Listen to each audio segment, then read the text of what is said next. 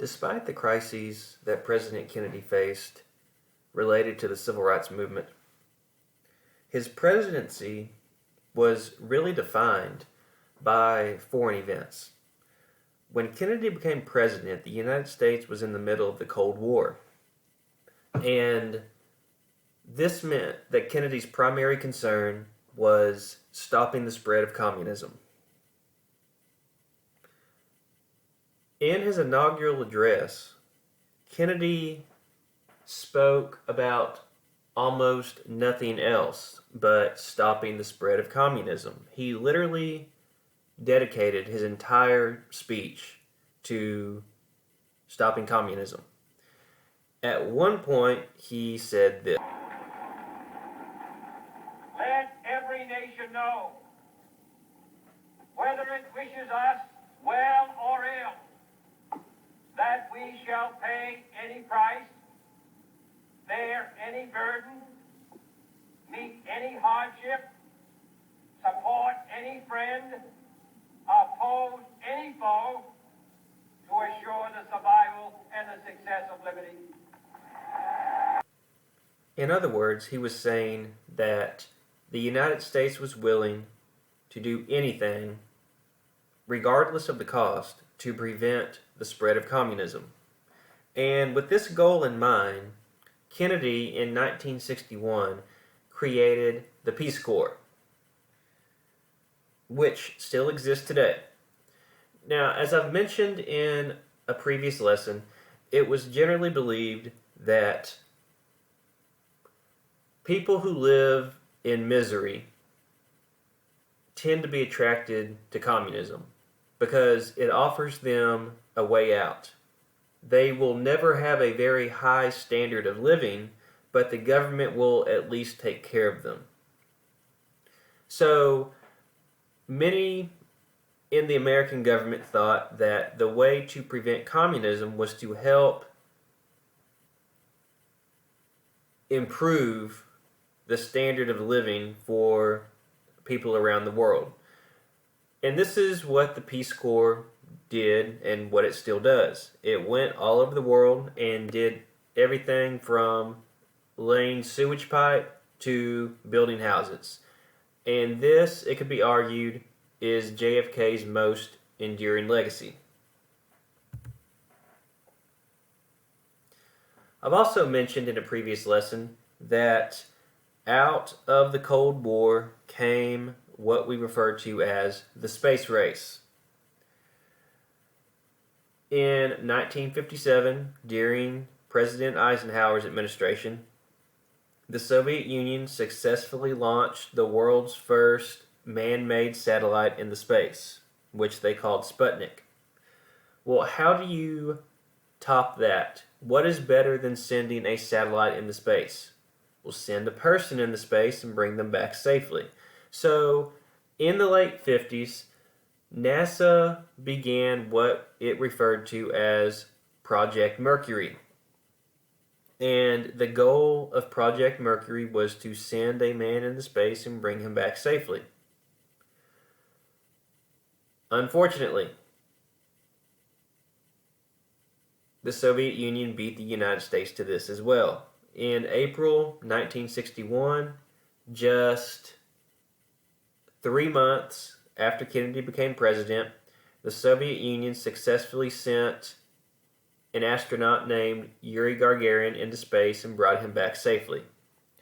3 months later, the United States managed to send its own astronaut into space, Alan Shepard. He holds the distinction of being the first American astronaut in space. His flight lasted around 15 minutes. Ultimately, Project Mercury sent 6 astronauts into space.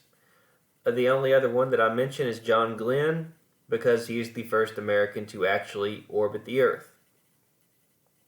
Well, now that the Soviet Union had beat the United States in sending a satellite into space and sending a man into space, what is next?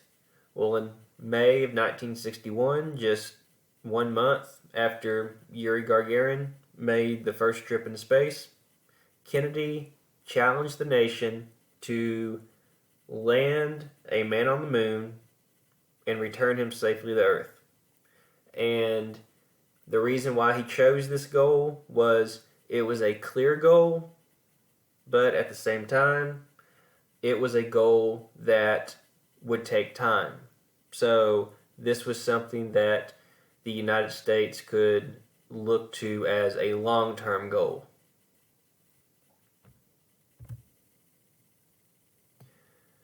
The greatest threat that was faced by the United States during the Kennedy years was Cuba.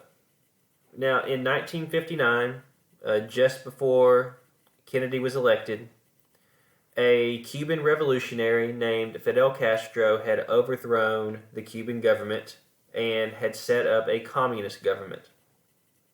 This was very scary for many Americans because now a communist is only 90 miles away from American shores. You should remember from the Spanish-American War, Cuba is only 90 miles from Florida. So what if Castro tried to spread communism to other parts of North America, like Nicaragua or Guatemala? This was something that was very scary. So many Americans felt that the best thing that could happen was to get rid of Castro. And in the final years of Eisenhower's administration, this is what he starts to plan. It's technically planned by the CIA, but they come up with a plan to use Cuban refugees to invade Cuba and overthrow Castro. When Castro came to power, thousands of Cubans had fled to the United States by any means possible. They had constructed these rafts essentially out of garbage, floating tires and other pieces of garbage, and had floated 90 miles to the United States. And the CIA thought if we train these guys and send them back to Cuba, they will overthrow the Castro government.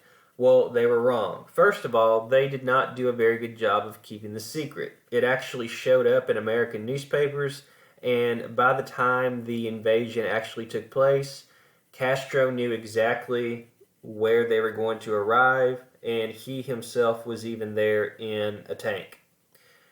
Almost all of the refugees were captured or killed, and it was an embarrassing beginning to Kennedy's presidency. Publicly, he took full responsibility for the failure. Privately, he claimed that it was the CIA's fault, and he actually fired the head of the CIA because of the Bay Pigs. Later that same year, Kennedy traveled to Vienna, Austria, and met with the leader of the Soviet Union, Nikita Khrushchev. Nikita Khrushchev had replaced Joseph Stalin when he died in 1959. During this meeting, Kennedy came across as very weak, and Khrushchev thought, well, it would be really easy to take advantage of this guy. So, just 1 month later, Khrushchev ordered the construction of the Berlin Wall. Now, you should remember that after World War II, Germany was divided into two sections. East Germany, which was occupied by the Soviet Union, and West Germany, which was occupied by the United States, Great Britain, and France. The capital of Germany, which is Berlin, was also divided up, and a sector of the city was given to the Soviet Union, a sector was given to the United States, a sector went to Great Britain, and a sector went to France. The standard of living in the sections of the country that belonged to the U.S. and its allies were so much better than the sections that belonged to the Soviet Union that thousands upon thousands of Germans were leaving the Soviet section and moving to the American, British, French section. And this was very embarrassing for the Soviet Union. So Khrushchev decided that to keep the people from leaving the Soviet section of Berlin, he would build a wall around it. Now, that says a lot about communism. It was so bad that Khrushchev literally had to build a wall to keep his people in. But this will become a source of tension between the United States and the Soviet Union, and just a personal tragedy. There were families that were living in Berlin that were actually separated by the wall. When it was built, one family member was on one side, another family member was on the other, and they would actually be separated for almost 30 years.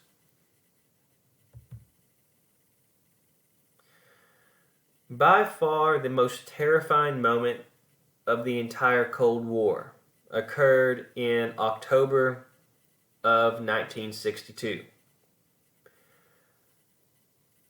American spy planes flying over Cuba, and I should mention, Kennedy had been trying for some time after the Bay of Pigs to assassinate Castro, using everything from poison cigars to everything else.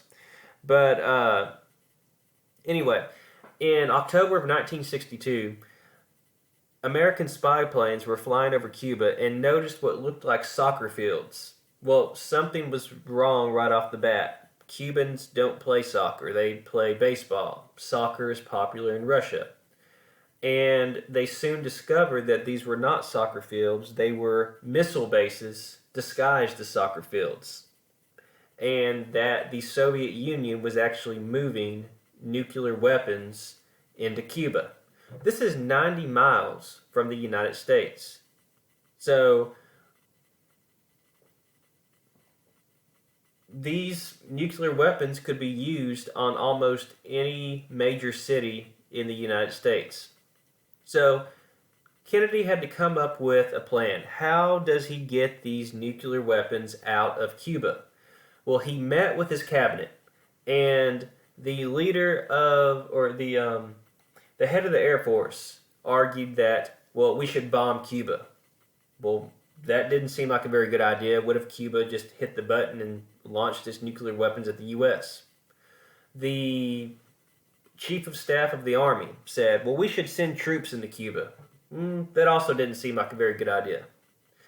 The Secretary of the Navy said, we should quarantine Cuba. We should surround Cuba with our ships and keep any more Soviet ships from getting in. JFK said that's a great idea. So, for 13 days, American ships prevented Soviet ships from bringing in any more missiles, and eventually, the Soviet Union and the United States were able to work out an agreement. The Soviet Union would remove its missiles from Cuba, but in return, the U.S. would promise never to invade Cuba again. This would ensure that a communist nation remained in the Western Hemisphere, and the United States would remove its nuclear weapons from Turkey, which were about as close to the Soviet Union as the missiles in Cuba were to the United States.